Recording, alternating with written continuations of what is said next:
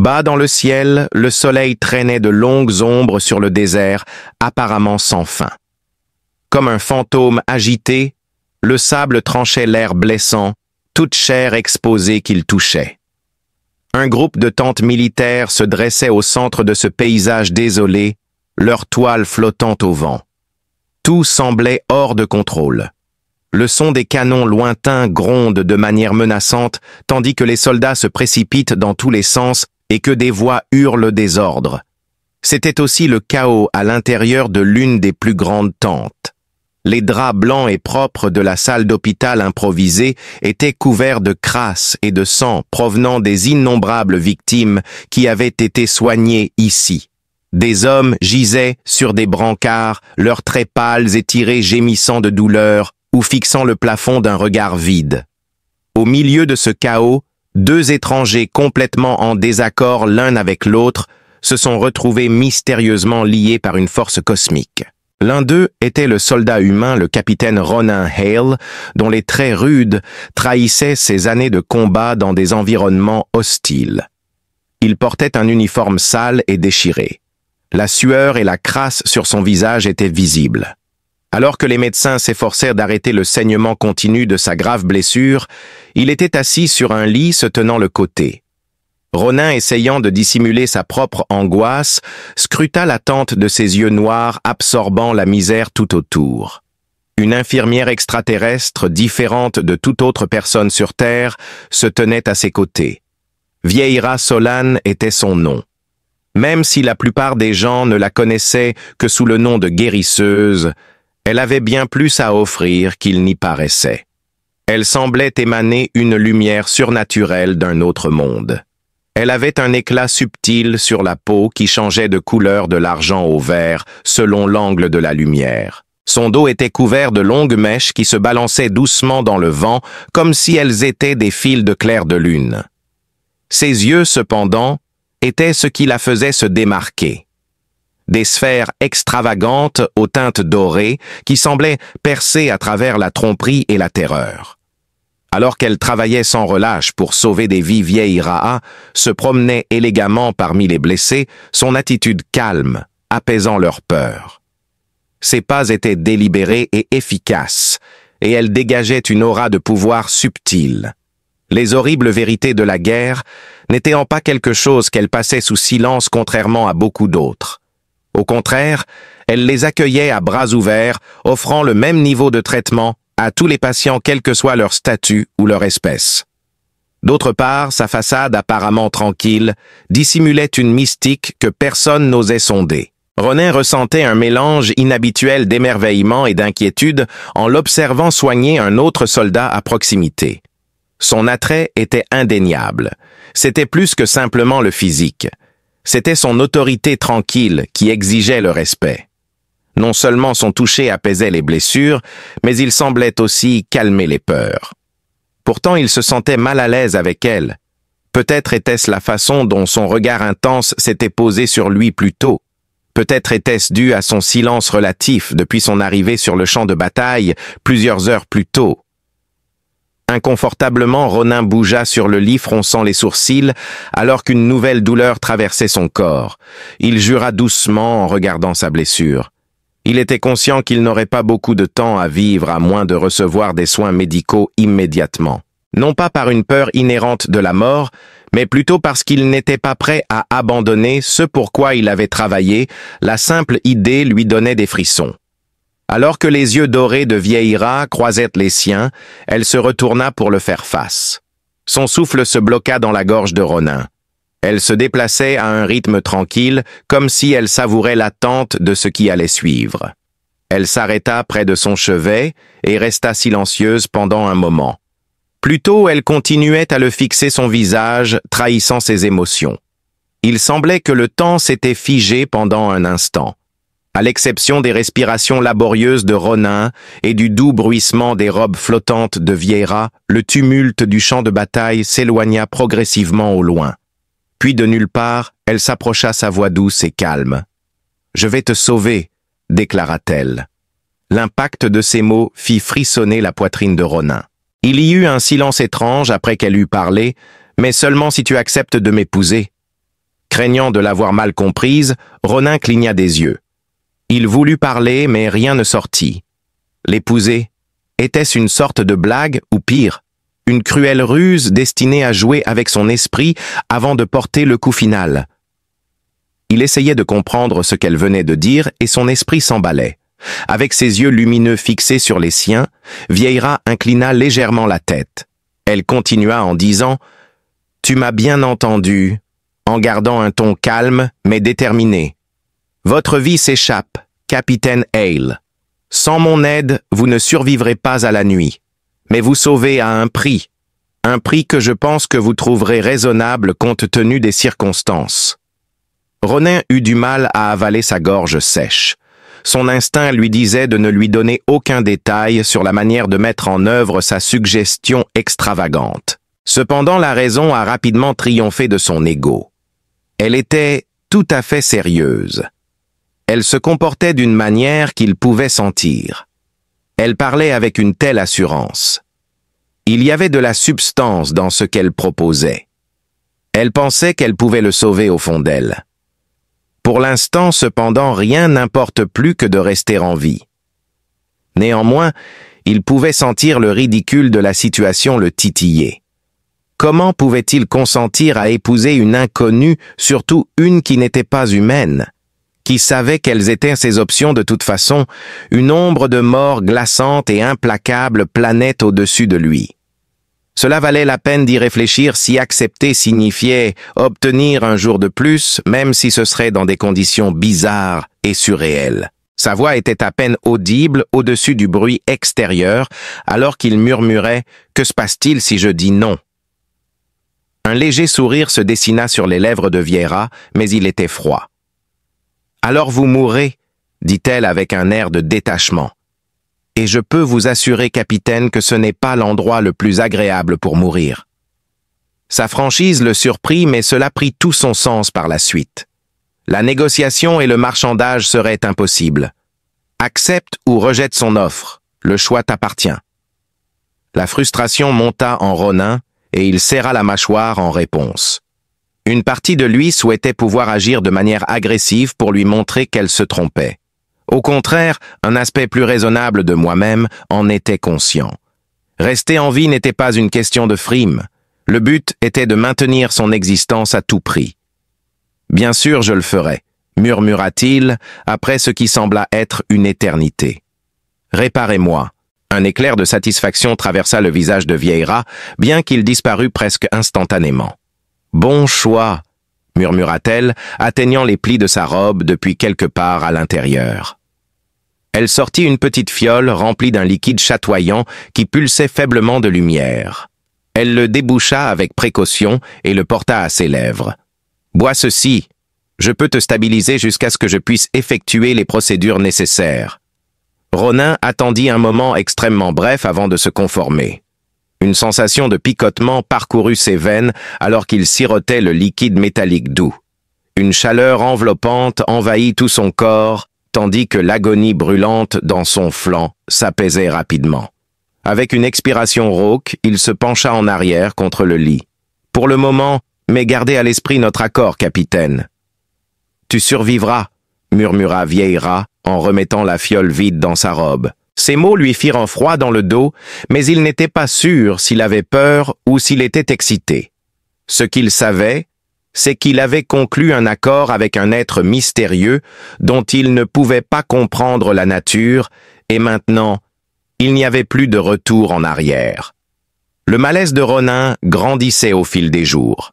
Sa blessure latérale guérissait rapidement grâce aux étranges traitements de Vieira, mais le fardeau émotionnel de leur accord pesait lourdement sur lui. Chaque regard qu'elle lui adressait était un rappel du pacte qu'ils avaient conclu, et chaque interaction le faisait se demander s'il avait fait le bon choix. La nouvelle de la mariée extraterrestre se répandit dans le camp. Alors que les rumeurs circulaient, Ronin tentait de se concentrer sur ses responsabilités. Le champ de bataille était impitoyable avec des combats qui éclataient chaque jour. Certains admiraient son calme et son talent, tandis que d'autres la regardaient avec méfiance, incertains de ses véritables motifs. Au milieu d'un engagement particulièrement brutal, Ronin a mené son unité dans une fusillade acharnée contre les forces ennemies. Les balles volaient, les explosions secouaient le sol et l'anarchie régnait. À mi-chemin de la bataille, Ronin s'est retrouvé coincé derrière un mur en ruine, son fusil bloqué et inutilisable. La peur l'a envahi alors que le feu ennemi le prenait pour cible. Au moment même où tout espoir semblait perdu, une silhouette s'est matérialisée dans la fumée. Un tourbillon de lavande et d'argent se déplaçant à une vitesse insondable, c'était Vieira. Elle se précipita vers lui, les mains tendues, comme pour créer un bouclier d'énergie scintillante, esquivant les balles en avançant. En l'atteignant, elle saisit son bras et le tira en sécurité, sa force démentant son apparence fragile. Elle le réprimanda. « Tu es imprudent !» Après qu'il ne soit plus en danger immédiat, ses yeux dorés irrités trahissant ses sentiments. « Notre accord ne signifie rien si tu meurs maintenant. » Ronin était sur le point de répondre, mais il se retint car le fait de la voir en action lui fit réaliser à quel point elle était remarquable et à quel point il la comprenait peu. À l'attente, les tensions montaient entre eux. Ronin luttait pour concilier ses sentiments d'admiration croissante pour Vieira avec le ressentiment qu'il nourrissait encore à cause de leur arrangement. Après une longue journée passée à soigner les blessés, il la confronta un soir. Malgré son attitude froide, elle avait risqué sa vie pour le sauver. La gratitude et la culpabilité se mêlaient maladroitement alors qu'il la remerciait silencieusement. « Pourquoi moi ?» Sa voix trahissait sa fureur croissante alors qu'il criait « Pourquoi m'as-tu choisi parmi tous ceux qui sont ici ?» Vieira s'arrêta, les mains flottant au-dessus d'un plateau d'instruments. Elle se tourna vers lui, son expression illisible. « Parce que tu m'intrigues », dit-elle après une brève hésitation. La plupart des gens agissent de manière prévisible, motivés par la cupidité ou la peur. Cependant, toi, mon ami, tu es unique. Ces remarques le prirent au dépourvu et éveillèrent des sentiments qu'il n'avait pas anticipés. Cela me dit quelque chose. Malgré votre fureur, vous n'avez toujours pas tenté de rompre notre contrat. Est-ce pour cela qu'elle l'avait choisi spécifiquement ? Ils furent tous deux pris de court lorsqu'une explosion inattendue secoua le camp avant qu'ils ne puissent réagir. Alors que les sirènes retentissaient et que les troupes se précipitaient à leur position, le chaos s'ensuivit. Au milieu du chaos qui suivit, Ronin et Vieira collaborèrent pour soigner les blessés et organiser les évacuations. En réponse à un besoin commun et alimenté par un respect mutuel, leur collaboration fut impeccable. Un lien fragile formé au milieu des feux de la bataille commença à prendre forme alors qu'ils travaillaient toute la nuit. Un chemin de dévastation et de mystère non résolu restait après que l'assaut se soit estompé à l'aube. Alors que Vieira s'occupait des dernières victimes, un Ronin fatigué mais conscient s'effondra sur un lit de camp. Au fil des jours et des semaines, la relation entre Ronin et Vieira devint plus complexe et ils ne pouvaient s'empêcher de se demander que leur réservait l'avenir et leur partenariat improbable pourrait-il survivre aux défis à venir et leur partenariat improbable pourrait-il survivre aux défis à venir. Bien qu'ils travaillaient côte à côte dans la tente médicale et sur le champ de bataille, ils gardaient leur distance et agissaient de manière professionnelle. Malgré leur apparence de coopération, Ronin ne pouvait s'empêcher de remarquer Vieira quand elle ne regardait pas. Il ne pouvait s'empêcher d'être fasciné par la façon dont sa simple existence suscitait l'admiration et l'émerveillement chez les autres autour d'elle. Ses relations avec Vieira, cependant, devenaient subtilement plus amicales. Alors qu'elle laissait transparaître une pointe de faiblesse, ses traits anguleux s'arrondissaient progressivement. Des éclats d'humour inattendus survenaient fréquemment pendant les intervalles occasionnels entre les combats. Un après-midi en particulier, Vieira se pencha par-dessus l'épaule de Ronin et effleura sa joue avec ses cheveux argentés alors qu'il luttait pour ajuster une pièce de machinerie obstinée. « Tu le tiens mal », dit-elle avec une pointe d'humour taquinant légèrement. Elle retira l'outil de sa main et lui montra la méthode appropriée, ses mouvements fluides et précis avant qu'il ne puisse protester.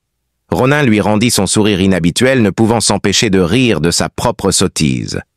L'embarras de leur accord fut atténué par ces brèves conversations qui suggéraient une amitié que ni l'un ni l'autre n'avait prévue. La gravité du combat cependant surmontait fréquemment les éléments comiques. Leurs vies étaient tout sauf ordinaires, car ils étaient toujours au bord du danger. Ronin a courageusement guidé une petite équipe en territoire hostile lors d'une opération dangereuse pour acquérir des fournitures. Presque instantanément, tout a commencé à mal tourner. Plusieurs hommes ont été gravement blessés dans l'embuscade. Même si Ronin la suppliait de ne pas le faire, Vieira est quand même allée rejoindre l'équipe de secours. Avec ses yeux dorés brûlants de détermination, elle affirma avec force « Je ne te laisserai pas affronter cela seul. » Esquiver les tirs ennemis et traverser un terrain dangereux étaient deux des nombreux défis qu'ils ont rencontrés lors de l'expédition. Ce ne fut pas sans perte, mais ils ont pu secourir les survivants. Un soldat est décédé dans les bras de Vieira. Ses derniers souffles furent marqués par des murmures de remerciement pour sa gentillesse. Ces actions de fermer les yeux du jeune homme ont été observées par Ronin, son comportement normalement composé, glissant juste assez pour révéler l'intensité de son chagrin. De retour à la tente plus tard, elle s'assit seule et fixa silencieusement ses mains tremblantes.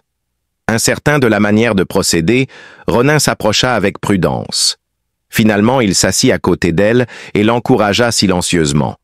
Elle attendit un long moment avant de parler, sa voix rauque et étouffée par l'émotion. Sa déclaration a touché une corde sensible chez Ronin, l'obligeant à examiner ses propres motivations. « C'est pourquoi je me bats, pourquoi je soigne, parce que la vie est précieuse même dans sa fragilité. » Au milieu de tout ce chaos, il a compris qu'ils travaillaient tous pour le même objectif, protéger la vie. Bien que cette information les ait rapprochés, elle a également augmenté les enjeux de leur pacte. Ronin trouvait de plus en plus difficile de percevoir Vieira comme une étrangère avec des agendas cachés en témoignant de son engagement inébranlable et de son empathie. Elle évoluait en quelqu'un de nouveau, quelqu'un en qui il pouvait avoir confiance, respecter et peut-être même avoir peur de perdre. Lors d'une énorme attaque qui a presque submergé le camp, leur amitié a été mise à l'épreuve jusqu'à ses limites. Les défenseurs étaient submergés par le nombre écrasant des forces ennemies qui lançaient une attaque coordonnée. La nuit était déchirée par des explosions qui semèrent le chaos parmi les soldats et réduisaient les tentes en ruines. Au milieu du chaos, Ronin remarqua Vieira sur les lignes de front soignant un ami tombé au combat, en plein air vulnérable aux tirs ennemis. Instinctivement, il courut vers elle et lui cria de se mettre à l'abri. Surpris, elle leva les yeux, mais au lieu de s'enfuir, elle saisit son bras et le tira vers le bas pour qu'il s'assoie à côté d'elle. Au-dessus du vacarme, elle cria « Nous devons déplacer ces hommes !» alors qu'elle pointait du doigt les blessés qui gisaient autour. Se sentant tiraillée entre sa sécurité et sa demande, Ronin hésita. Dès que Vieira sentit son incertitude, elle croisa son regard. « Aie confiance en moi », demanda-t-elle. Quelque chose dans sa voix l'inspira et il l'entendit dans ces mots « Ensemble, nous pouvons les sauver ». Ils coordonnèrent leurs efforts pour tirer les troupes blessées en sécurité tout en évitant les tirs ennemis. Quand une grenade s'approcha dangereusement de Ronin, Vieira plongea sur lui pour le protéger. Il perdit son souffle à cause de l'impact. Cependant, son expression était illisible lorsqu'il leva les yeux et la vit le regarder. Il sembla que le temps s'arrêta pendant une fraction de seconde. Au milieu du chaos, le monde se réduisit à eux deux. Elle roula sur le côté et murmura « Ne me fais pas regretter de t'avoir sauvé 2 fois. » Ronin gloussa nerveusement à cette suggestion. L'intensité du moment était trop forte pour lui, pourtant ils avaient clairement un lien plus profond qu'il ne l'avait réalisé. C'était dangereux et impossible à nier que ce soit motivé par l'amour, le devoir ou quelque chose d'autre. Ronin était déchiré par des sentiments contradictoires alors que le combat continuait. Son admiration allait à Vieira pour sa bravoure et son altruisme. Cependant, il ne parvenait pas à se débarrasser de l'incertitude persistante qui le rongeait. À ses yeux, quel était son véritable désir? Leur arrangement n'était-il qu'une affaire commerciale ou sa demande de mariage était-elle plus compliquée qu'elle ne le paraissait? Ces questions le troublaient. Sa volonté de la défendre à tout prix le poussait à combattre à ses côtés. Les effets de la fatigue étaient déjà apparents lorsque l'attaque s'est affaiblie. Alors qu'ils tombaient à terre engloutis par les débris de la bataille, Ronin et Vieillera étaient tous deux épuisés. La fumée et l'odeur nauséabonde de terre brûlée emplissaient l'air. Ronin se tourna vers elle alors qu'ils reprenaient leur souffle, sa voix ferme mais déterminée. « Quoi qu'il arrive ensuite, dit-il croisant son regard avec ses yeux radieux. « Ensemble nous l'affronterons, dit Vieillera, son expression empreinte d'une profonde observation alors qu'elle hochait doucement la tête. Sa voix restait ferme en parlant, son visage trahissant l'épuisement qu'elle ressentait. « Ronin, tu dois le savoir, ma vie a peut-être été sauvée par toi ce soir, autant que la tienne l'a été par moi. Implicite mais indéniable, cela planait dans l'atmosphère entre eux. Au milieu du chaos du combat, des décisions furent prises et des vœux murmurés entrelaçant leur destin, peu importe ce que l'avenir leur réservait. Alors que le soleil se levait sur le camp usé, les fantômes de la nuit précédente pesaient lourdement dans l'air. Mauvais œil. Alors que des troupes épuisées boitaient à travers les décombres, la fumée montait doucement, se mélangeant à la poussière qu'elle soulevait. Debout à la périphérie du camp, Ronin fixait l'horizon où le soleil projetait une lumière dorée et orange sur le désert. Le matin était magnifique, mais l'énormité de ce qui les attendait gardait ses pensées floues. Vieillera se matérialisa à ses côtés. Sa simple présence pouvait être reconnue par le subtil bruissement de ses vêtements. Ils contemplèrent tous les deux le terrain désertique en silence pendant un moment, puis elle finit par parler. Sa voix était douce, mais déterminée lorsqu'elle déclara « L'ennemi sait que nous sommes vulnérables. Nous ne pouvons pas rester ici éternellement. » La mâchoire de Ronin se crispa alors qu'il hochait la tête. « Je comprends que nous devons évacuer, mais où devrions-nous aller ?» Il jeta un coup d'œil vers elle, le visage ridé. « As-tu des idées ?» demanda-t-il, son regard trahissant une combinaison de détermination et de calcul dans les yeux dorés de Vieillera. « Il y a un avant-poste dans les montagnes du Nord. C'est isolé, défendable et bien approvisionné. Si nous pouvons y arriver, nous pourrions avoir une chance. » La suggestion donna de l'espoir à Ronin, mais il devint bientôt sceptique. « C'est un voyage dangereux. Le terrain est rude et nous manquons déjà de main-d'œuvre. De plus, comment connais-tu cet endroit ?» Son visage trahissait sa réticence. « Pour faire simple, j'ai déjà été dans cette situation auparavant. Je vous assure, c'est la voie la plus sage à suivre. » Ronin la regarda intensément dans les yeux, essayant de déceler ses motifs cachés. Quand il ne le put pas, il laissa échapper un court souffle. « Très bien alors. Nous allons rassembler les troupes et partir tout de suite. » Cependant, il n'a pas explicitement menacé Vieillera au cas où les choses tourneraient mal. Sa bouche forma un sourire subtil et sans humour. « Je comprends. Nous pouvons commencer immédiatement. » Il y eut un tourbillon d'activité après le jugement. Les soldats blessés furent placés sur des brancards improvisés, tandis que les ordres fusaient et que les affaires étaient emballées. Malgré le moral bas, tout le monde agissait en réponse à la promesse de protection. Au fur et à mesure que la journée avançait, Vieillera circulait parmi les participants, remontant le moral et soignant les blessures qui auraient pu survenir dans les derniers moments. Elle réussissait à dégager de la confiance malgré les circonstances terribles, et Ronin ne pouvait s'empêcher de l'admirer pour cela. À midi, la caravane était prête à partir. Une colonne désorganisée de soldats avançait, leurs expressions reflétant à la fois la détermination et la terreur. Avec Vieillera à ses côtés, Ronin prit le commandement et mena la charge. Il y avait des avantages et des inconvénients à la voir autour de lui. Ses connaissances étaient inestimables, mais son aura mystérieuse le tenait sur le qui-vive. Malgré tout, il ne pouvait se défaire du réconfort illogique que lui procurait sa présence. Le voyage vers le nord était épuisant. Des falaises abruptes et des collines accidentées remplacèrent le désert. Le niveau de difficulté augmentait à chaque pas.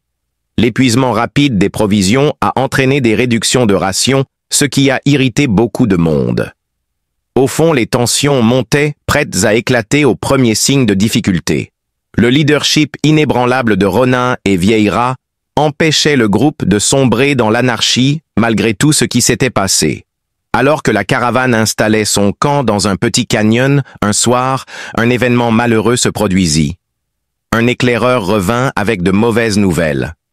On croyait que des éclaireurs ennemis les suivaient, se préparant probablement à une embuscade dans l'obscurité. La nouvelle d'un désastre imminent se répandit comme une traînée de poudre faisant frissonner les rangs. Ronin rassembla tous ses officiers, y compris Vieira, lors d'une conférence urgente pour élaborer une stratégie.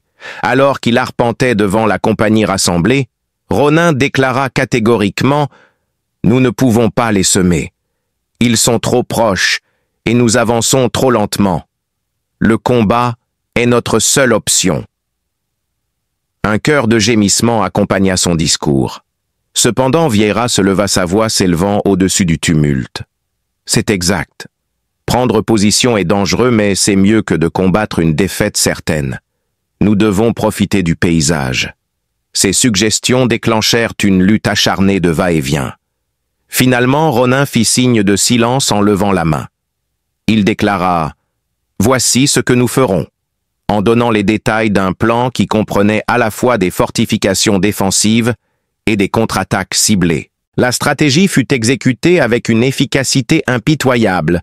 Elle n'est pas idéale, mais elle nous donne une chance. Utilisant toutes les ressources qu'ils pouvaient trouver, les soldats construisirent des barricades et creusèrent des tranchées. On s'assura que chaque homme et chaque femme avait un rôle à jouer en distribuant méthodiquement les armes. Alors que le soleil se couchait, le camp devint une forteresse et tout le monde était sur les nerfs. Dans un silence insoutenable, les heures s'écoulaient. Au-dessus, les étoiles brillaient d'une lumière moqueuse, inconsciente de la tragédie humaine qui se déroulait en dessous. Pendant que Vieira et Ronin vérifiaient les défenses et remontaient le moral, ils parcouraient le périmètre. Des mots non prononcés étaient transmis à chaque regard partagé. Une reconnaissance subtile de la gravité de la situation.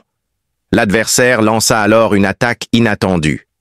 Alors que les ombres se libéraient de la nuit, des cris s'élevèrent, se précipitant horriblement près du camp. L'anarchie éclata. La nuit fut illuminée par des coups de feu ressemblant à des feux d'artifice. Avec la précision qui vient de nombreuses années de combat, Ronin dirigeait ses forces avec des ordres aboyés. Vieira, à ses côtés, libéra ses pouvoirs spéciaux. Avec ses barrières d'énergie iridescentes, elle esquiva des attaques potentiellement mortelles. Le conflit était intense, montant et descendant comme les marées. Les bilans de morts augmentaient de tous les côtés, le prix de la survie étant marqué par le sang et le sacrifice. Un trio de combattants adverses a acculé Ronin et a pointé leurs fusils sur lui à un moment donné. Sorti de nulle part, Vieira est apparu avec les mains tremblantes de vitalité juste au moment où le désespoir s'installait. Leurs armes à feu sont devenues inutiles lorsqu'elle a envoyé l'assaillant voler d'un simple geste.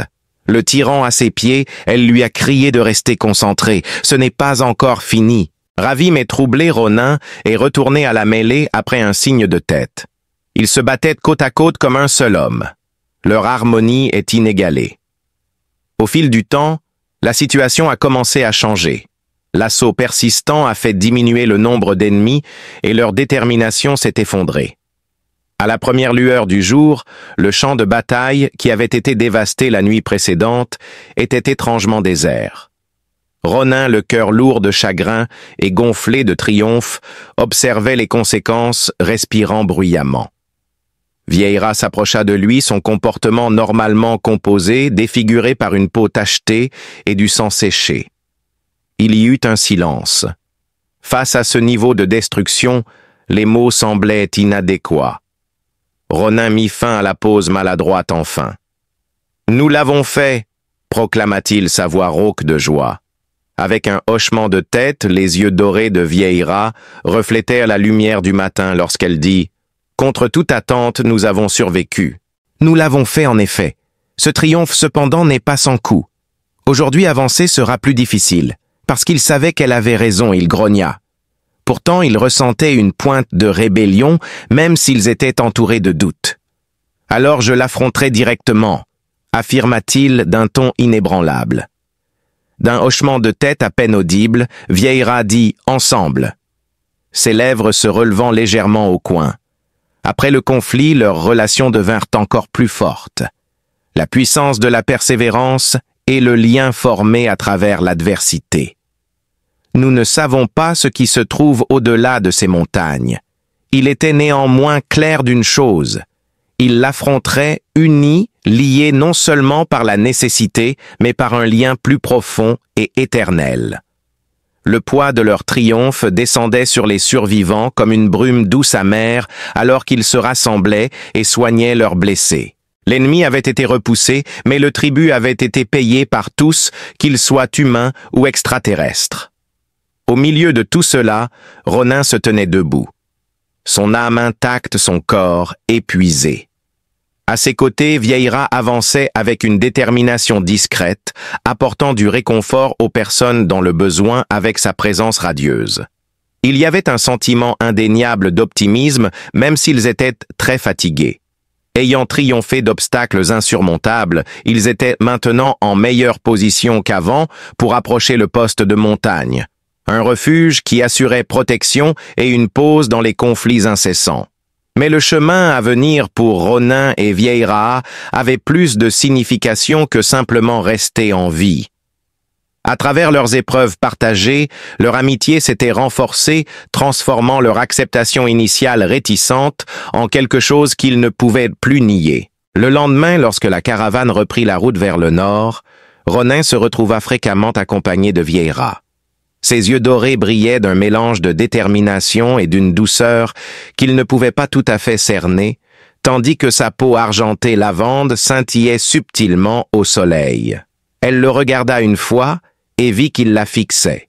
Souriant doucement, elle s'abstint de détourner le regard ou de le taquiner. « Quoi? Quoi? » demanda-t-elle, sa voix trahissant une tournure malicieuse. Ronin secoua la tête en désapprobation après une brève pause, complètement nulle. « Nous, toute cette histoire. »« Rien que d'y penser, » grogna-t-il, passant ses doigts dans ses cheveux indisciplinés. « Je n'aurais jamais pensé dire ça, mais je suis content que tu m'aies fait accepter tes conditions. » Vieira leva un sourcil, un sourire malicieux se répandant sur son visage. « Qu'est-ce qui se passe ? » « Je n'aurais pas compris la profondeur de mes sentiments pour toi si tu ne l'avais pas fait, » dit-il sa voix, prenant une note sérieuse. Le reste du voyage fut un mélange de terrain accidenté et d'optimisme prudent. Son expression s'adoucit, et elle sembla presque fragile en disant « Partenaire, oui, je suppose que nous le sommes. » En arrivant à l'avant-poste de montagne, ils furent accueillis par des vues époustouflantes et des murs de pierre solides qui offraient une protection. Le bâtiment lui-même était ancien, construit par une civilisation disparue depuis longtemps.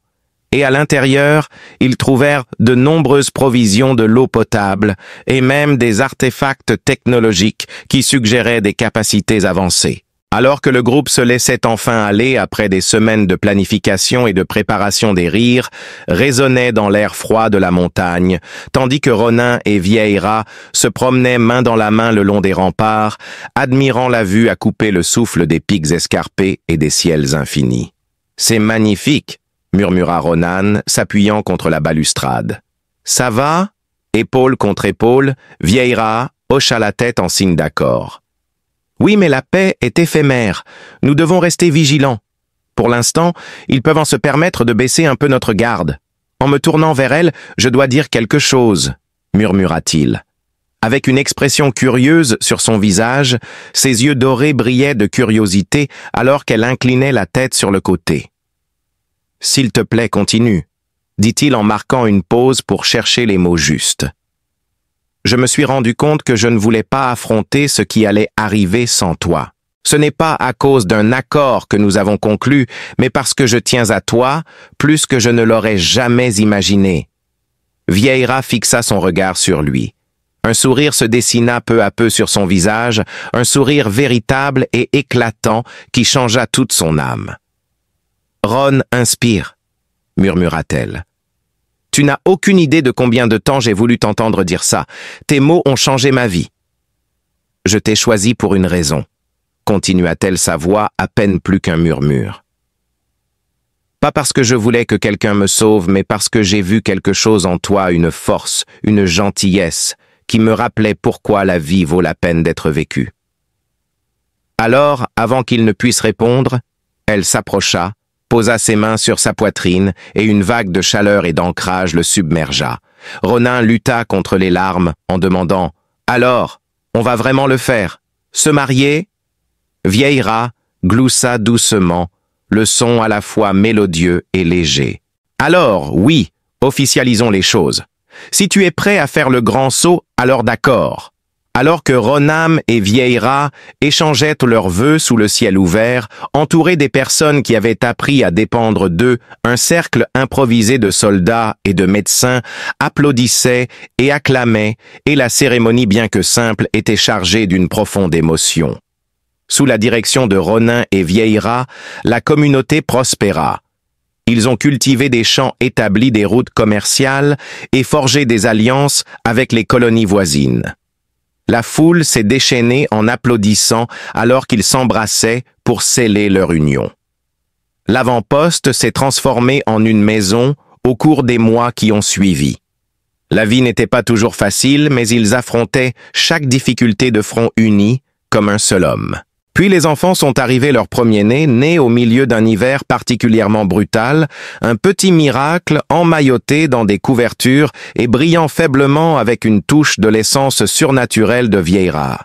D'autres enfants sont arrivés au fil des années, chacun spécial à sa manière, un étrange hybride de traits humains et extraterrestres qui captivait et ravissait les spectateurs. Au fil des années, Ronan et Vieillera ont éprouvé une grande fierté en voyant leur famille grandir et prospérer.